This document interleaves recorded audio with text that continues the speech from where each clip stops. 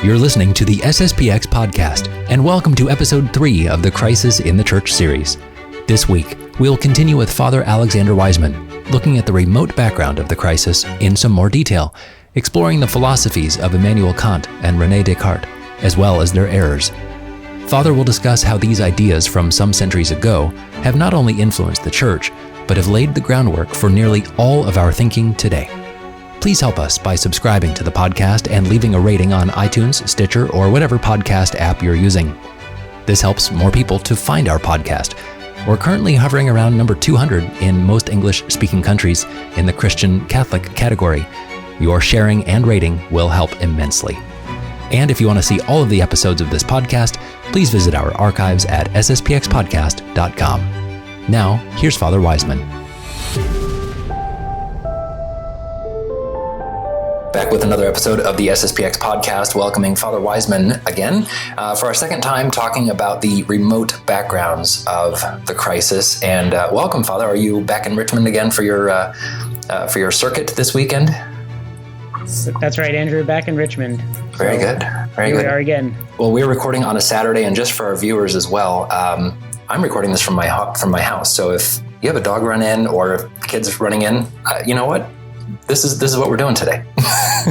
Yep, that's right. And if I have parishioners come in, then that's what's happening too. Fair enough. I'm at Richmond. So. Your family, my family, it works. Right. Great. Well, could we start with just kind of recapping last week's episode a little bit? Part 1, we talked about nominalism and Luther's thought, and then how that ties into what we're talking about this week, Father. Sure. So last time when we saw with Protestantism that started with Luther and then also nominalism, we were choosing a couple of moments, we can say, in history where a particular kind of thought started to develop. And I had noted last time that all of these 3 moments that we're going to look at, the 2 last time and then Kant this time, they all have something in common, namely a kind of separation between what's outside of us and what we know. So no longer are we knowing what's outside. We're in some way stuck in our own head, let's say, knowing only what we can think about. And so that's going to be a kind of consistent point in these 3 systems. So we saw last time nominalism, which kind of begins this process, Luther, who applies it in religion, and then this time we're going to see Immanuel Kant, a German philosopher, who really takes it and systematizes the thought of Luther in what we might say a philosophically rigorous system. And that system, if we want to use that word, is going to become a kind of basis for even for the modern world today, but certainly for the crisis in the Church. You mentioned last week that Kant was raised in a pietist family. I guess that maybe I'm jumping ahead a little bit, but that plays a big part in his philosophies and how he's going to be thinking. Right. So that's actually a perfect place to start because pietism at the time was a form of Lutheranism. And Lutheranism was obviously following Martin Luther, but if we can say that, it was already a toned down version of Luther's thought. And that makes sense because it would be difficult to live the way Luther really lived if you're going to make this applicable to all people. So Lutheranism is already a toned down version of Luther's thought. Pietism is going to be a particular sect, we might say, a particular branch of Lutheranism. And certainly it was a religion which was very, very much stressing moral life and moral behavior. So in that sense, we're not really following Luther's sin boldly, as we saw last time. Kant is not going to be an immoral man. He's going to be a very moral, a very structured individual. I also should mention, though, that Kant himself studied in university. He studied the empirical sciences, and maybe particularly he focused on Newton. So Newton's astronomy, which was obviously a big thing at that time as physics, the science of physics begins to shape up, begins to reform itself and really take on a very, we might say, strong predictive power of explaining the phenomena that we see in nature. So he was very much influenced by that. We'll see a little bit how that influences him as we get into it. I can say maybe too that the reason we've chosen Kant as kind of the third moment here is because, first of all, as I said a minute ago, it represents a systematization of Luther's own thought, his own ideas. So Luther merely looked at religion, but Kant's going to take it into every area of life, even to do with our thinking, to do with how we act in just by nature. So it's very important for us for that reason. Secondly, what I want to emphasize here too is that maybe most especially in the realm of ethics, so a question of morally good or morally evil action, what makes morality, what makes a good action, what makes a bad action, Kant's own thought really underlies much of our modern thinking in this area. And if there's such a thing that we could call a Protestant ethical system or a Protestant ethics, it's really Kantian ethics. And we'll explain that today a little bit later. That'll be the second point. Okay. So there's no doubt, obviously, today the modern world is crumbling. But if there's any system that describes the way we think about morality, it would be Kant's system. Okay. Okay. So he's really kind of the godfather of the Protestant thinking that we have today. Yes, in some sense, as far as that thinking is got a philosophical underpinning, we could say he's really the one we have to go to. I don't remember who said it, but it was said of Kant that when you enter philosophy now, you can either philosophize with Kant or against him, but never without him. Okay. So in that sense, he really did influence a lot in philosophy. Okay, that makes sense. So did Kant come up with these ideas by himself, or where did he get these? Where did he start? Right. So he's not entering the scene just springing up out of the earth. He's coming already from a context, from a background, and that is really where we have to start. We have to go back a little bit to Rene Descartes. So many people have heard the name of Descartes, cogito ergo sum, I think therefore I am, and so on and so forth. So Descartes lived from 1596 to 1650. So he's well before Kant in that sense, who lived from 1724 to 1804. But Descartes begins to do something that is going to affect philosophy very deeply for all the thinkers that come after him. And that is he begins to introduce what we can call a doubt about our knowledge. Okay. And I'd like to try to illustrate this because I think it does give the context for Kant's own thinking.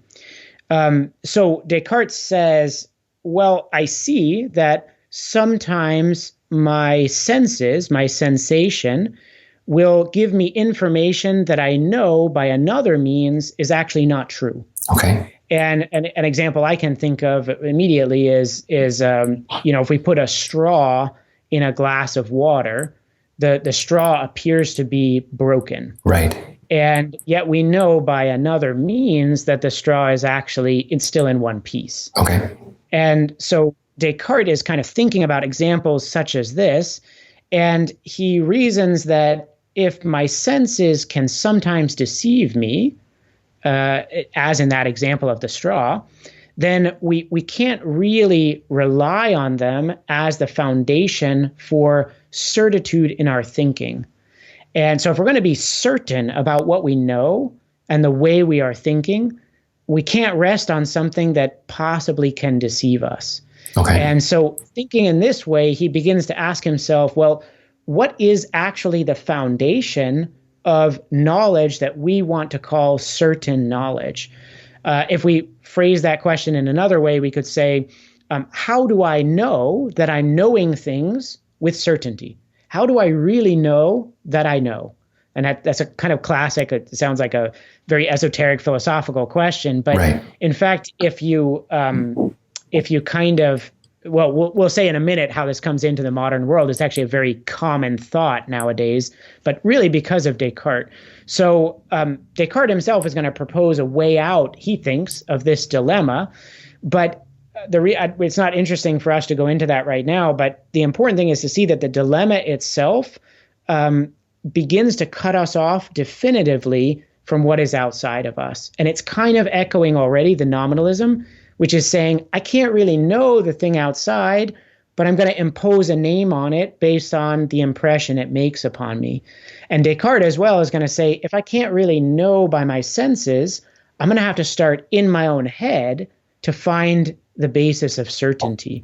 And that's why he begins with cogito ergo sum, On one end, Father, it seems that this would be a good thing because nominalism, it is, to put it simply, I guess, it is.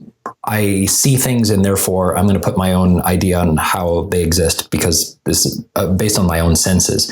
And so the example you gave about the straw being broken, that seems to be a good philosophical way forward. You can't totally rely on your own sense impression because sometimes it is wrong. So therefore you have to accept the reality of what might be there. So it seems like, if anything, that would kind of lead him out of nominalism, but you're saying it kind of does the opposite. It only solidifies this nominalism more. Exactly. And that's just to show that we can take what's the corresponding of the counter position, let's say, to Descartes' position. It's precisely a kind of confidence that we have in our senses. So, and this is something Descartes doesn't tell you, but it's really there. So in order to know that something actually is deceiving me, I have to know that sometimes it doesn't deceive me. And he'll never say that about the senses, but that is to say another sense, which is the sense of touch, can tell you that straw is in one piece. I see. Just because your sense of sight shows it's broken doesn't mean that you have to throw out the senses wholesale. So we have here, to maybe oversimplify a bit, but a case of throwing the baby out with the bathwater. That is to say, of course, we need to use our reason as well as our senses, but to say that because sometimes the senses seem to suggest something which doesn't agree with other senses or with my reason, does not mean that I have to say, okay, we have to wipe out the senses completely. And in effect, what Descartes is doing there is again breaking the connection that we have with the outside world. Okay. At least I know, we could say, at least I know that I touched something. Right. But for Descartes, you say, well, you could be deceived. And right. If you are deceived, then you shouldn't start there at all. Okay. But that doesn't follow, I think. And so, but there we're gonna see a little bit more. If you really break this link between me knowing something outside of me, we're led into pretty dire consequences fairly quickly. That makes sense. Okay. So then this is a doubt that Descartes is casting on basically everything. Right. Well, that's actually, so he thinks he's casting the doubt primarily on sensation, but the whole point about this is that, and philosophers who come after it will bring it up, you say, well, if you're ready to doubt sensation, then maybe we should even go further and doubt other things. And of course, the joke is, why not doubt that you are doubting? Are you really doubting? Right, exactly. So in that sense, if we don't control this question in some way, it's going to lead to a complete skepticism, which is, I can know absolutely nothing. Okay. But what's funny to me is that this idea of doubt, as I mentioned before, has kind of entered our modern thinking, and people take it for something that's quite deep. And the couple examples that I was able to come up with are movies, actually. So, back seems a long time ago now, but The Matrix came out, and right. what was the principle, the idea behind The Matrix? That you are part of a computer simulation, and you don't know it. And so the idea there behind The Matrix is, when people see that movie, one of the reactions they had was, what if it's true? Right. What if we are just part of a computer simulation? How would we know? And right. This is, it seems to me, a direct link to Descartes' doubting. It's you doubt everything, and you begin with something like coming up with an idea of, oh, wow, maybe we're part of a computer simulation. Another example that I can come up with, because this is played out in the movies multiple times, more recently is Inception. And so the movie where everybody's dreaming and sharing dreams and all that kind of thing. And for those who have seen the movie, they'll get this reference. But at the end of the movie, the top keeps spinning, and then the scene just cuts. It's the end of the movie, and so everybody's reacting to that, saying, "How did I know that everything I just saw wasn't also part of the dream?" And so maybe we are just in this shared dream space where nothing is real, and that's Descartes' doubt, really. How would we ever know? How could we be certain? Sure. And of course, once you ask that question, it's in a sense a bad question, because even to ask that question, you must know something. You have to. You can't even formulate the question without knowing. And so in that sense, he's asking a question that can't really be answered on that level. We'd have to go back to something very, very basic, very first. Do I know anything? Right. Yes, I do. Right. I do. As a baby knows something. Last week we were talking, we brought up the example a couple times about, the rabbit hole going down. Once you start going down a path of this kind of philosophy, where does it end? And that's what you're saying. It's, once you start doubting something, you're going to doubt everything. And then where do you start? Where's the point where all of us can agree on something? And if you really follow Descartes and then later Kant, I assume, you can't know anything. That's it. That would be the logical conclusion. Now they try to get out of that, obviously, but ultimately we can urge the same question back at them to say, how do you know you're really doubting? Right? Well, you don't. So utter skepticism results. Very interesting. So there's this doubting that's happening in our own world, and this is I'm imagining people who are listening to this podcast or watching this are going to go to the movies next time and go, that's Descartes. And we're gonna hopefully they will. We're gonna have a bunch of really nerdy philosophy, but that's a good thing. So this is then you're saying this is the context really for Kant. This is what kind of drives him. Yes. So Kant comes after Descartes, and he enters this question of philosophy really within the context of Descartes. So for Kant, it's taken as a starting point that we don't know what is outside of us, and then reflect upon that. In fact, what we first know is our own knowing, our own experience of the things that are outside. And I'll explain a little bit more. He says more about it. He's taken a different position than Descartes, but it's the same basic beginning, which is, okay, I don't know what's outside, but I do know my own knowing of that outside. Okay. And then he's going to try to come to some kind of certitude, some kind of system with that as a beginning. Okay. Now we know that that's not really going to work, but he's going to try. And it's interesting that his attempt has kind of gotten built into a lot of the things that are going on in the modern world, because we have to live, we have to have some certainty somewhere. And so, not everybody is going to be happy with complete skepticism. That's the bottom line here. And Kant's philosophy is it's massive. There's a lot there to tackle, and we're not going to be able to do it just in one episode. So, what are the points that we can really focus in on that will help us to understand? Because this is part of just one larger discussion about the crisis. So, what are the things that Kant really focuses on that will help us to understand later? Yes, so that's a good point, because it will be impossible to go through everything, but we can kind of focus on two particular points, and these 2 points are going to be kind of, if we were to put them in just a single word, the first point would be our knowing, and the second point would be our action. Okay. So our morality, our ethics, whatever. So the first point I'm going to go into is, how does Kant understand us to know? And then the second point is, how does Kant understand our action? And I'm even not going to take those questions on in their full generality. I'm going to rather say, what is the contribution, so to speak, that Kant makes to this question of the crisis, first in our knowing and then in our acting. Okay. So those are our 2 points. Okay. And so we can just jump in with regard to knowing, first of all, then. So Kant was, as we said, he was trained in the university, empirical science. He was really impressed by the progress that science had made in his own time and just before. It had made a lot of progress with Newton and all those scientists coming before. And so he begins kind of by posing himself a question, which is, why is it that certain sciences, and he gives the examples of logic, mathematics, and empirical science, why is it that those sciences have made such easy progress forward, so that now they seem to be established, they seem to be generating real conclusions and practical applications. They're fruitful, everything like that.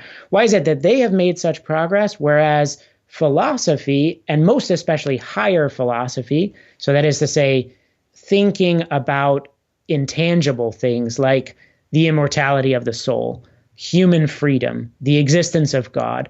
Why is it that higher philosophy has been entirely plagued with difficulties and disagreements? And that's his question. Why can this science not go forward if it is a science? And why do the other sciences seem to make such easy progress? And we can note in passing that this is similar to a thought that Descartes himself had, which is he saw the disagreement among philosophers that came before him as, in fact, a real problem to calling philosophy a science. And so Descartes, in his kind of classic move, he says, well, you know what, I'm just going to throw away everything and start new. And I'm going to try to found this science as a science. That's Descartes. Whereas if we contrast that with the procedure of an Aristotle or a St. Thomas, they always look at thinkers who came before them to ask, what can we see that they got right? What can we see that needs improvement? But Descartes sees the very disagreement among philosophers as a sign that nobody's really learned anything. Okay. And Kant kind of follows that to say, well, everybody disagrees about God, so clearly this science hasn't had the same kind of success as mathematical physics, for example. So he begins there with that question, and he'll look at the empirical sciences first of all, and he'll look at them to try to see why is it that they have had success. And remember, he begins obviously with this idea that we're not knowing what's outside of us. We're knowing our impression of those things first of all. And his the particular, if you want, flavor that he gives to this understanding of the empirical sciences is that he says our mind works in such a way that it imposes on the experiences it receives very definite ideas. And it's almost as if it's a machine. And the machine receives an input from outside, it manipulates the input, and then it spits out an output. And the output is what you know. So it's a mix of the outside thing and what your mind is doing to it. Okay. It's funny because as I say these words, the first thing that comes to my mind is computers. Right. Computers are kind of that. You stick the input in, it manipulates it, and you get the output. But Kant is kind of saying, your mind is like that. It's like a machine. And he calls these he calls them the quote categories, the Kantian categories. So whenever we know something, we are knowing the mixture of our experience plus what we impose on it. So the question of our knowledge and examination of the empirical sciences is to show us what is it that our mind is doing to these experiences. Can we understand something about, again, the way we're knowing?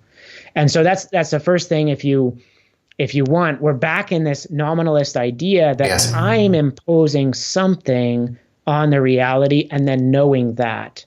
I can't get at what's outside me. I can only get at what I impose on the things. And it's interesting you brought up the computer analogy because one of the tenets of computer programming and data is if you put in bad data, you'll get bad data out because the computer doesn't really know, whether it's good data or bad. And so if you put in, horrible information into an Excel spreadsheet, even you're going to get a bad result. And there is kind of a parallel there, or maybe I'm way oversimplifying it, Father, but if you put in bad data into your mind, that is a wrong philosophy or a wrong way of thinking, you're going to get bad data out of your mind as well. It's the same sort of thing. Yeah, that's certainly true. And you're going to see the more we adopt this bad philosophy, the more we come up with bad conclusions, right. And stuff starts to break down. Yeah. We'll see that, I think, especially with the Kantian ethics in a few minutes here. Sure. But so anyway, Kant examines that empirical science. Then he turns obviously to philosophy, higher philosophy. And what he notices is that when you're talking about freedom, human freedom, immortality of the soul, existence of God, you're always dealing with things that have to entirely surpass our immediate experience. Nothing in my immediate experience is going to show me immediately God. I don't find God out there in the world. I don't find my soul. If I medically examine my body, I can't see where's my soul. So he says, we're dealing with something that's really beyond our immediate experience. So that's a first difference from empirical science. I can run experiments on falling bodies and acceleration and mass and all that kind of thing, but I can't do those experiments on God. So we're dealing with something that's beyond my immediate experience.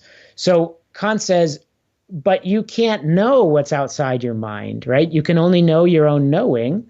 But if you can't add your experience of stuff, then the only way for you to derive any certainty about these questions is if you can deduce them from your mind alone.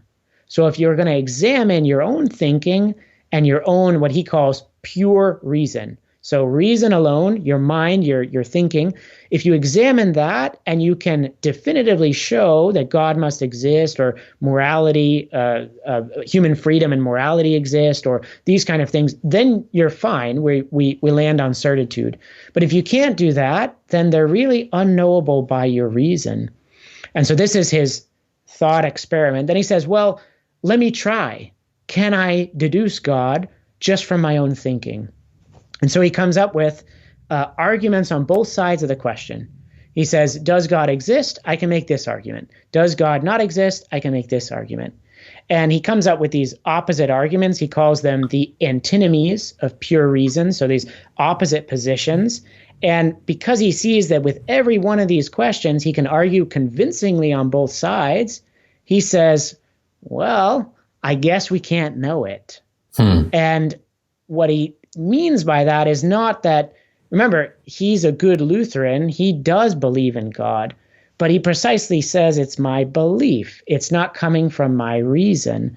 And so what he concludes is that pure reason cannot deduce the existence of God or the immortality of the soul by itself.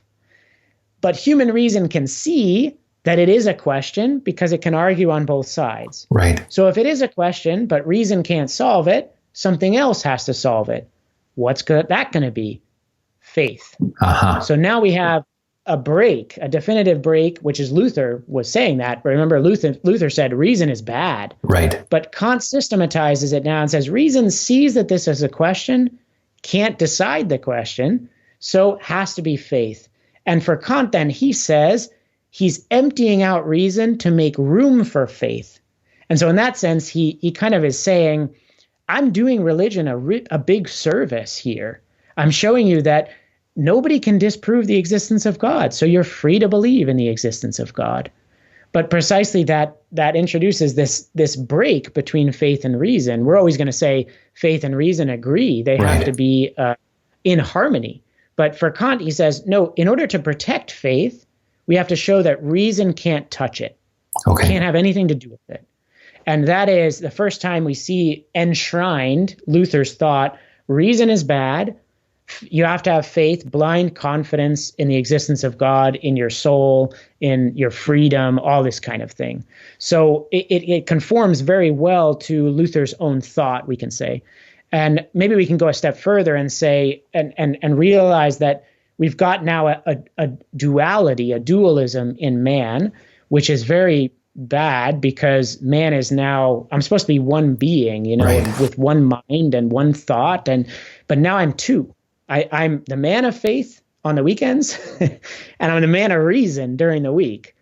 And the never the twain shall meet, Right. Reason cannot touch faith, and faith can't touch reason. Kant really thinks he's done a great service to religion. We see he's broken something there. And he's taken the break that was in Luther, but he's given a kind of philosophical background to it now. So it's very dangerous, very problematic. It almost seems like Luther was putting together these theories kind of based on his own gut feeling, based on his own issues that he had with exactly. And then Descartes comes in and Kant comes in and says, well, but here's the framework to make it philosophically sound. And obviously Luther's already dead, but they're giving credence to this mode of thought that beforehand was just kind of a feeling beforehand to water it really down. Yeah, that's exactly right. And that's why it's Kant is so important in this movement, because he really does, I think I used the word before, he really does enshrine the thought of Luther. Now the thought of Luther has a kind of rigor to it that could be convincing, to somebody. It's also interesting, Father. I want to mention. Sorry, but you were saying that Go ahead. Sorry. That our identity is split between, like you said, faith person on the weekend and a reason person during the week. That seems really similar to separation of church and state. I mean, to really go way down the path, but is this kind of where this starts? This idea that you can separate the two and man can have these kind of dualities? Yes, I think it's not the only thing to say there, right. Certainly, but it definitely plays a part. Okay. And if we were to fast forward a little bit, that's the last point I want to mention on this first consideration of Kant.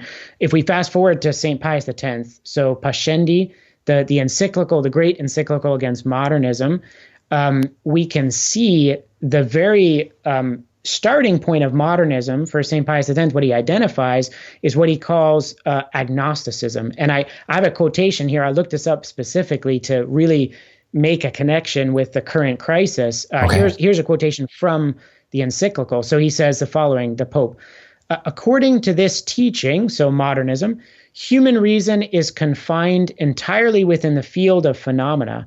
That is to say, to things that are perceptible to the senses, and in the manner in which they are perceptible. It has no right and no power to transgress these limits. Hence, it is incapable of lifting itself up to God and of recognizing his existence even by means of visible things. From this, it is inferred that God can never be the direct object of science. Oh. Now, that's a page from Kant's playbook, It's right. really, Kant would agree with that statement 100%. Mm-hmm. And that is what St. Pius X is saying is the foundation of modernism. And again, another aspect of modernism is going to be this duality in man, these different roles. The modernist says we have man as believer, man as historian, right. Man as scientist. He's all these different personalities, and they never can mix. And this is going to be a fundamental tenet of modernism, which is why it's going to be called also by St. Pius X the sewer of all heresies, because it's really lots of errors are going to spawn from this one error. Right. Well, we're going to be speaking with Father Robinson, I believe, in 4 weeks about Pascendi, and so we're going to go into some more depth on that. But thank you for kind of giving us this bridge between the two. That's excellent. And I've started reading Pascendi, and it's difficult. So at least for me, yes. Hard. I bet Father Robinson will make it clear. I'm sure. All right, good. He's very clear about those things. So yeah, that'll be great. But yeah, we already see this connection. Yeah. And then obviously with the crisis too, which has been affected by modernism for sure. Okay. So anyway, we can move on to the second point now that I want to emphasize about Kant. And in a way, this one I think is going to perhaps have a little bit more traction. People are going to understand a little bit more because it's more influencing our current thought. It's more tangibly influencing it. And that's about Kant's morality. So remember, we just cut ourselves off from knowing anything definitive about human freedom, the immortality of the soul, and the existence of God. So reason cannot approach these topics. It can't touch them. And so a problem immediately arises for Kant, who, remember, is a moral man. He's not living wantonly. He's not an immoral alcoholic or anything like that. He's a very moral lifestyle. But he asks himself now, well, what's the foundation for morally good and morally evil actions? Or is morality merely a convention? Or does morality simply not exist? Now that's a question, because you can't found it upon, I've got an immortal soul and I have to save it. I can't found it on God making a law, because I can't know that by my reason. I can't found it on human freedom, because I can't understand those topics with my reason alone. Maybe faith is going to give something, but Kant wants something that's going to protect morality even without faith. And so he begins to look a little bit about this. And this is where really you have that, we perhaps see better now that his thought is going to destroy morality as well. And I think that's clear. Right. Why didn't he see that? Why did he think he could find a way out? I think simply because of his upbringing. So as I said, he was a moral man. There's a story told about him that's quite funny, actually. And that was, he used to go out for a walk every day at 5 p.m. I think it was 5 p.m., 5 o'clock. And his neighbors always saw him, and he was always exactly on time, to the point that they would set their clocks based on when Kant showed up for his walk. So that's how structured this man was. He was extremely disciplined. And I think that led him to think, there's got to be something, because my whole life is based on this. So how do I solve this problem of morality? And he's got another motivation for looking at it, and that is another contemporary philosopher, I should say another philosopher that's around the same time as him. And that philosopher's name is David Hume. We don't have time to go into him right now, but Hume said this about morality. I have a quotation here. He says, "Morals excite passions and produce or prevent actions. Reason itself is utterly impotent in this particular. The rules of morality, therefore, are not conclusions of reason." And that's Hume saying morality has nothing to do with reason. It's all about feeling. And Kant sees that, and he says that can't be the case. I don't want to say that. I have to find some way to found morality on reason. And so he's kind of stuck between these two positions, right? So on the one hand, he doesn't have any objective foundation, or he doesn't see it immediately, because we got rid of God in some sense. We've got rid of the immortality of the soul. But on the other hand, he doesn't want to say, well, it's pure sentiment. So how is he going to get out of this problem? Now, we know there's not really a way to get out, but he's going to try. He's going to try to get out of it. And so how does he escape? And this is the important point that I want to highlight. He's got to have recourse to reason. But again, he chooses to found morality on what he calls pure reason. I've got to be able to deduce morality from my reason alone without reference to anything else. So reason, examining itself, should be able to come up with a moral law. And if I can do that, then I've saved morality, because all men will have to make the same conclusions based on their reason. So if he can found it on pure reason, the way our mind works, then he can found it, he thinks, on a solid foundation. So this foundation Kant is going to call the categorical imperative. Okay. So there's a lot of terminology in Kant that's very esoteric sounding. Sure. This is one of the terms, categorical imperative. So we have to explain that. He says the following to define the categorical imperative. He says this, and I'm quoting him, and then I'll explain the quote. It's a short quote. So he says this to man: act only on that maxim through which you can at the same time will that it should become a universal law. So I'll say that one more time because it's kind of complicated. Sure. Act only on that maxim through which you can at the same time will that it should become a universal law. Okay. So in this context, go ahead. So if it's something that would be good for everyone to do, then you can do it, and that makes it a moral action. Yes, precisely. Okay. Precisely. So I'm going to give a particular example. In his definition, though, what we mean by maxim is simply a rule or a principle. So the idea is your action, as you said, in fact, your action will be good if it follows a rule that you can reasonably apply to all men all the time. Okay. And it's actually quite a clever attempt. Yeah. It's not going to work, but it's a very clever attempt, and it almost sounds reasonable. It's almost like do unto others as you would have them do unto you. It's right. Almost like that, you know? But just to give an example, so suppose I'm faced with the possibility of lying in order to obtain an advantage. Kant says the following: if you choose to lie, so if I choose to lie, then in effect, I would be saying people can lie whenever they want, as long as they can obtain an advantage. So that would be the maxim by which I would be acting. And if that applies really to all men, Kant says you're going to run into an absurdity, a contradiction, because if everybody could always lie whenever there's an advantage, nobody would ever believe anybody else, and lying would produce zero advantage, because everybody would just suspect you. Right. So there's actually hidden in there a contradiction in terms, which is if everybody could lie, no advantage accrues. So So that's what Kant would say. There you can see that lying is morally evil, because if you follow the maxim and make it a universal rule, it's going to, it can't apply to all men all the time. Okay. And so he says the opposite must be true, which is we should never lie. That's the maxim. And that can be applied to all men at all the time. Or if you want, we should never lie just to obtain an advantage. So that can be applied to all men all the time. So that's your maxim. So that's the categorical imperative. And that means that if you don't lie, you make a morally good action. And you've founded this morality on something that's universal to all men.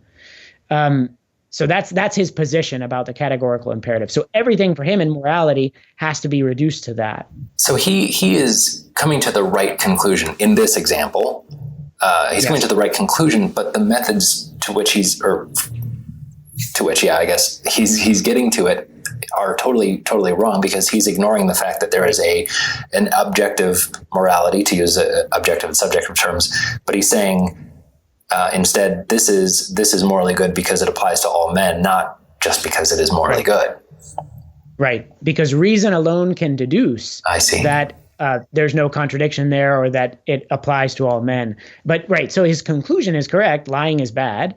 Right. We should never lie. But the means of getting to it are really a disaster. And that's what I'd like to go into now, because this connects most closely with what we're talking about, what we've been talking about.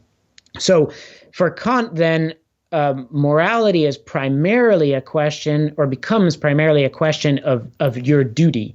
Now, why is that? And it sounds good, morality is about duty. We would agree with that to some extent, but he goes a bit further than that. So he says, because the categorical imperative demands that we be able to see the morality of an action from pure reason with no reference to a goal or to consequences, therefore, in examining an action, we can never look to its goal, we can never look to its consequences to talk about it being good or evil. We have to look at pure reason alone. So it's no longer valid for Kant to say something like this: if you don't want to displease God, don't lie. Kant would say, I can't know that, because I can't know anything about God, first of all. But secondly, that's not a categorical imperative. That's a hypothetical. You're looking at the end that you want to achieve, but morality is not based on the end. It's based on what you can deduce from pure reason. Another example, if you want to be happy, don't lie. Kant says can't do that either, because that's a consequence that would come about from your action. It's not deduced from pure reason. Morality would have no basis then, because then I could say, well, happiness for me is something different than for you, so I can do whatever I want. And Kant says, I don't want that. I don't want Hume's conclusion that morality is just sentiment. So he says you have to ignore consequences. You have to ignore the goal. And if that's the case, then the highest morality you can do is to follow your duty, even if, or we might say, especially if you don't like it. Because if you like it, then you might be doing it because of a consequence that comes about, and you're founding morality on something that is not solid, according to Kant. Right. Or again, if you're looking at a goal that you can achieve, you're not founding morality on something that's solid. So the only solid foundation for morality, the highest morality that there can be, do your duty, even if, and especially if, you dislike it. That is, for him, the high point of morality. And just to emphasize this, I have a quotation from him, and I was very happy to find this quotation before doing this podcast, because I hope that it's a little bit shocking, in the sense of we have to see that this position leads Kant himself to admit something that I think most people would not admit. So here's his quotation. So he says the following: to set before children as a pattern actions that are called noble, magnanimous, with a view to captivating them by infusing an enthusiasm for such actions, is to defeat our end. It is nothing but moral fanaticism and exaggerated self-conceit that is infused into the mind by exhortation to actions as noble, sublime, and magnanimous, by which men are led into delusion that it is not duty, that is, respect for the law that constitutes the determining principle of their actions. Wow. So basically he's saying every time you try to teach your children to do something because it's noble, because it's generous, because it's a deep and important and a beautiful action, you're destroying morality. That's what he said. So you can never act because this is noble or because this is generous. You can never do that. You have to only act because it's your duty, period. Because it's the law. Do it because it's the law, period. End of story for Kant. And really when we read that, we say, that's insanity. Right. That's insanity. Right. Because we precisely encourage children to act because it is noble. But Kant's saying you're deluding them. You're actually destroying morality. It's moral fanaticism and exaggerated self-conceit. That's what he says. And we do as Catholics, we do follow that there is a duty that we should attain to and that we should respect. But we find the magnanimity and we find the nobility in following the law. But he's saying, separate those two. Those are not. Those are totally contrary. You have to do it simply because it's the law. And actually, that brings up a good point, because we can make a contrast between, let's say, a position of another philosopher, this time pagan philosopher Aristotle, and Kant's own position on morality. So what's the comparison here? Well, for Aristotle, the high point of morality is the virtuous man, the man who acts in everything by virtue. But for Aristotle, that virtuous man, it's not only that he's doing his duty, but more particularly, he finds doing his duty pleasant. He finds it joyful. He finds it easy for him to do. And so a lot of times we're on the level of what Aristotle would call the continent man. So we do the right thing, but it's a struggle. We fight our way. We're tempted to do the opposite. That Aristotle says it's good, but it's not the best. The best is actually to do the right thing and have it be pleasant while you're doing it, and have it bring you joy, and have it be your happiness to do that. And so for Aristotle, that high point of the moral life is something that's a joyful life, a life we want to live. Contrast that with Kant. The high point of the moral life is you're going to do your duty, and it's going to hurt, and it's going to be painful, and you're going to hate it, but all the better, because then you're not acting by moral fanaticism. Because if you're doing it because you like it, you're doing it for yourself. It's selfish. Wow, very interesting. And that's crazy, right? I mean, we can't live that way. Right. Maybe if you're Kant and you take a walk at 5 p.m. every day because it's your duty, you can try. But most people, they have to find something that's pleasant, and it's actually human to find that. And that's for Aristotle, that's really the case. And we would say, you brought up Catholicism, we would say the high point is not just doing your duty, it's being happy. God wants you to be happy, doing the right thing. And doing the right thing is the best way to be happy. No other way. His philosophies almost make someone a slave to duty at the expense of any sort of, well, like you said, any sort of joy or happiness. And not that joy or happiness is our end, but we know as Catholics that we can attain joy and happiness by doing the right thing. Yes. Yeah. And that's the thing is there's a connection then between, as you say, between your end, which we would say is to see God face to face, and joy. That is the highest joy for us. So the very attaining God, which is not selfish, is also the thing that will bring us complete happiness. And that's not selfish. There's nothing selfish about that, is what we would say, right? But I want to emphasize that for Kant, the position goes to the point of what we would say a complete moralism. So what do I mean by moralism? Morality is no longer based upon a truth that I can know and that is objective, to use that term, or outside of myself. Now, actions are no longer good because they conform themselves to some kind of truth that is outside me. Rather, actions are good simply because they follow the law. And the law has no reason of being outside of itself. The law exists for its own sake, we might say. That's pure reason, is coming up with seeing the law, let's say. So law and law alone make goodness and truth and morally good actions. And anytime you want to ask why you follow the law, you're destroying morality. Never ask why, right? Oh, you just follow the law. And maybe this is a whole nother rabbit hole, but then what would Kant say about why laws exist in the first place? Like, it almost seems like like you said, we're following the law for the law's sake, but then how do you, I'm confused on what he would think it on that, but that's probably a whole nother, like I said, a whole nother rabbit hole.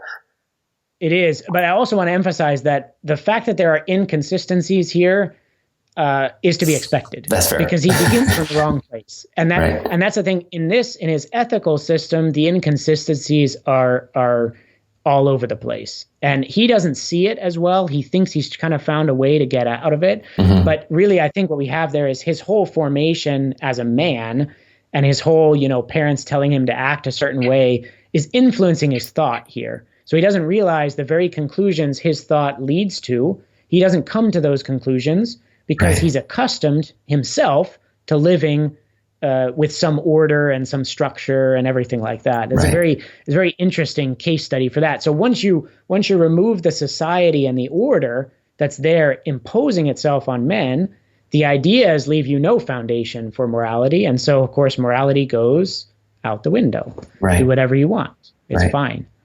And so taking the joy out of, sorry, Father, but taking the joy out of things, that seems like it's a very, looking back to the founding of our nation, that seems very Puritan. It seems like, oh, well, you can't be doing good if you are also having fun. Yeah, that's exactly it. And in fact, that's kind of where I want to go, because right now, I hope this system sounds crazy, but I want to try to give a few examples of how it's entered the thought, and especially in this country. And hopefully the people that are listening to this, watching this, can make a connection here. And so my first example is, well, maybe a Puritan example more than anything. But in this country, we had prohibition. Mm-hmm. So no alcohol, dry counties, and that kind of thing. And certainly that was an immediate conclusion of Puritanism. But notice how well it fits with Kantian morality. So everybody knows that drinking alcohol is something pleasant. So it's pleasing to us. But Kant says we can't act morally for the sake of pleasure. So if drinking alcohol is pleasant, then it's inherently suspect.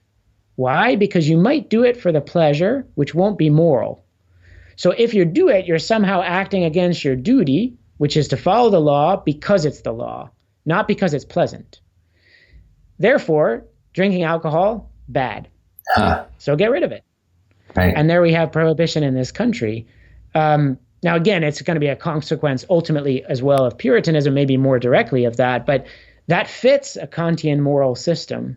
If you allow yourself a pleasure, you might be doing it for the sake of the pleasure, not by a categorical imperative. Because how can you make a general rule that men should always seek pleasure? That's not true, right? So for Kant, it contradicts the basis of morality. So we can see a consequence then is if you're drinking alcohol, you're probably a bad man.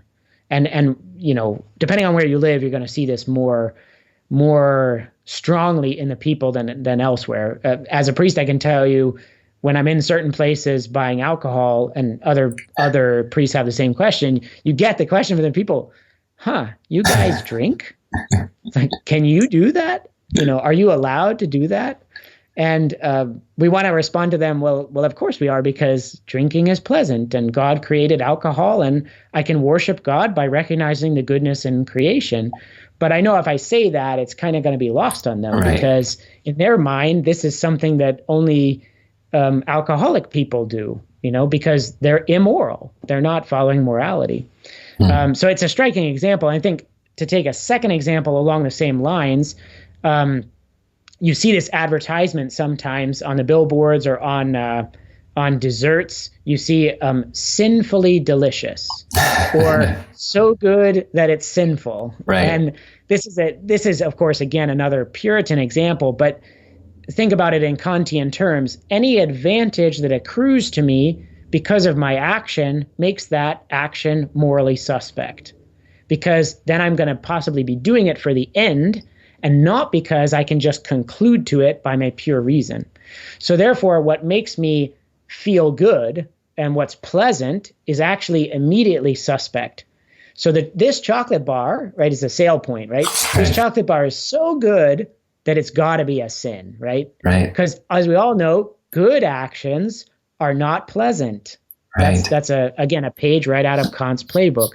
Now, I mean, nobody can live that way, right? It's awful. And so what do you do? And you mentioned a little bit earlier, this idea of having fun. You get another kind of duality that happens in man, which is having fun and doing pleasant things, such as having a nice meal or having a drink or whatever, is disconnected from moral action. Right. So you've got to do your duty, but then once you do your duty, go have a little bit of fun. But finally, having fun can't be put under this idea of duty, right? Having fun is something you do separately, to make your life livable, but your duty and your morality is what you do that's not pleasant. And so again, we get the phenomenon of the Sunday religion. You go to church on Sunday and you dress up and you start your shirt and everything like that, and you appear good, and you're sad because it's your duty. And then you do that. But then on Monday, you go to the bar. And then all bets are off. It's not your duty. It's not under that. You can have fun. Right. And so the idea that one could do pleasant things and also worship God with them is very, very foreign to people. And I think very foreign in this country especially too. There seems to be also this connection, and maybe I'm trying to tie two things together that don't really belong, but there seems to be this connection also with Luther, where he says sin boldly. He's making an excuse that man can go and sin and that's okay. With Kant, we're also doing the same thing, where you do your duty and you do what's right, and that's putting your moral hat on. But then you can go and sin boldly, and that doesn't really matter because that's not having anything to do with your morality. Whereas a Catholic would say, you can go out for dinner and you can go out for a drink as long as you are also doing, but it's all under one umbrella of being a decent person and following the commandments and so forth. And this happiness is not disconnected. Right. That's exactly right. And so, and again, for the Catholic, that's the point, is that God has said to him, go be happy. Now, how do you be happy? By virtue. So you're not going to go do things to an excessive degree. Why? Because that's not going to make you happy. Right. But you are going to do things for the sake of happiness. Sure. But Kant precisely is saying, when you put your moral hat on, you can't be thinking about happiness or pleasure. And I think, again, for Kant, he doesn't see that this is going to be the absolute destruction of morality or the fragmentation, the duality that it creates in man. But we do have that phenomenon that, when men go out and have a drink, they feel like they're doing something that's wrong, Right. And that's why when they see a priest, they say, well, you can't drink because I know it's wrong. I do it anyway because I have to live. But right. You're some higher being, so you would never do that. Whereas what we want to say is, no, we do drink, but we drink in moderation because it's good and because it is pleasant and because God has said, I command you to be happy. That's what you have to act for, is happiness. Sure. So it's really, again, this other fragmentation. Maybe one final example, just to bring this back into the religious sphere, because this affects us as Catholics too. In some way, we've been soaked in this same thinking, whether we like it or not. And that is, when you're giving a catechism class or that kind of thing, you often ask people, what is it that makes an action more meritorious? So God's going to give you a reward if you do this. And many people will say, well, the harder the action is, the more meritorious it is. And that seems to be reasonable at first, because if it's harder for me to do it, I've got to be earning more by doing it. But this is a kind of relict, or if you want, a Kantian thinking in some sense. Why? Because the principle of merit, we would say, is actually charity, your love of God. And to prove that very simply, when Our Lady cleans the house at Nazareth, she gains more merit than a martyr who dies. Now, it's harder to die than it is, and to die well, than it is to sweep a room. But Our Lady had more love of God, and love of God is the principle of merit. And precisely because God has said to love him, not just to do your duty. Why do you do your duty? Because you love God. Right. And so ultimately the principle of merit is that love, but we seem to think in our mind, oh yeah, it's difficulty. So when I'm doing my duty and it's really hard and I hate it, that's when I'm earning the most merit. But the Catholic faith would say not necessarily. It's when you're doing it with the greatest love that you gain the most merit. And so this, I hope for some people, this is a realization. Sure. Because we have to do things by love, not because we hate them and don't want to do them. Right. Or you also have the beautiful example of St. Teresa of the Little Flower, doing her duty. And she said, well, right up here, she said that I can't do the same things that St. Joan of Arc did.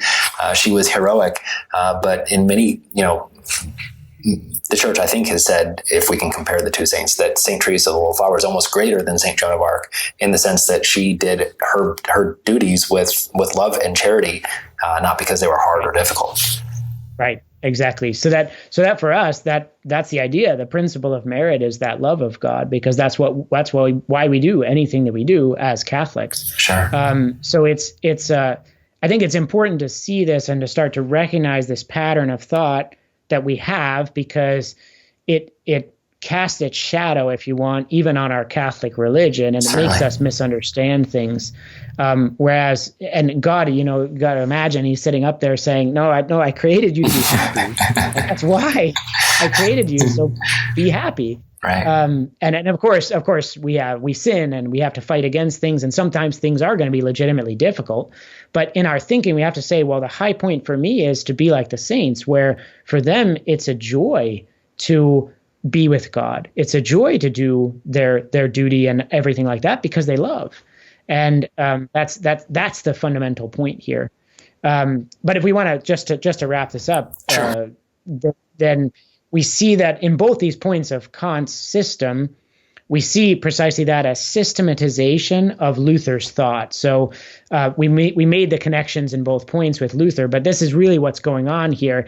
It's internally consistent with itself, which you couldn't really say about Luther, but it's entirely disconnected from common sense. And as we saw, it's starting from a point that's going to lead to a real duality and fragmentation in man. And once again, going back to that, so connecting with modernism, for the modernists, that's precisely what's going on. You're man as believer and man as scientist, two different things. Man as a moral being and man as living his day-to-day life, two different things. Every time with modernism, you have this breaking apart of man instead of an integration. Right. And so I really think Kant's ideas lead us more or less directly to that. And that's why we've taken the time to go into this. Wow, that's fascinating. Well, Father, thank you so much for this time and for helping us to understand it. It's I've learned a ton just in these last two, this episode and then the one previous. It kind of clarified things. Oh, this is why we do things, and this is why and like you said, our own faith and our own understanding of things as Catholics is really kind of drenched in a lot of this Protestant thinking and this. Yes. It's amazing. So thank you. Yes. Yep. Very good. Well, I think we're going to be giving you a break here in the next few weeks. We have Father Reuter coming up, and then Father Franks, and then Father Robinson. So I think it'll be at least 5-6 weeks or so until we have you back. But thank you so much. Until then, enjoy your time. And what are you teaching right now at the seminary again? So I'm teaching, we call it Dogmatic Theology, theology, and then also philosophy. And I actually teach that portion of philosophy which Kant was critiquing. Oh, okay. So we call it metaphysics, but the highest part of philosophy. So concluding with the demonstration of the existence of God, we follow St. Thomas Aquinas, of course, in his philosophy there, so that we can prepare the seminarians to learn his theological thought as well. Okay. Well, so those are my two classes there. Well, enjoy your time, and we can say that because we're not Puritans, right? Right, exactly. And I really enjoy it. Thank you. All right. Thanks, Father. All right. God bless you. Thank you for listening to and watching Episode 3 of our Crisis in the Church series here on the SSPX podcast. Next Thursday, we're excited to welcome for the first time Father Stephen Reuter. He'll be joining us for a 2-part discussion on liberalism. And then coming up in the next 4 to 5 weeks, we'll chat with Father Jonathan Loop, Father Paul Robinson, and Father Paul Isaac Franks. If you have a question on the topic of the crisis, please feel free to ask it at sspxpodcast.com/crisis, and we will do our best to have it answered during the appropriate episode. And we could definitely use your support.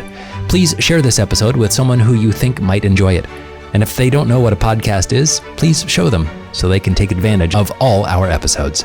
And if you have the ability to set up a monthly recurring donation of $5 or $10 or $20 on sspxpodcast.com, it would help us immensely to complete this Crisis in the Church project. Until next week, thank you for listening, and God bless you.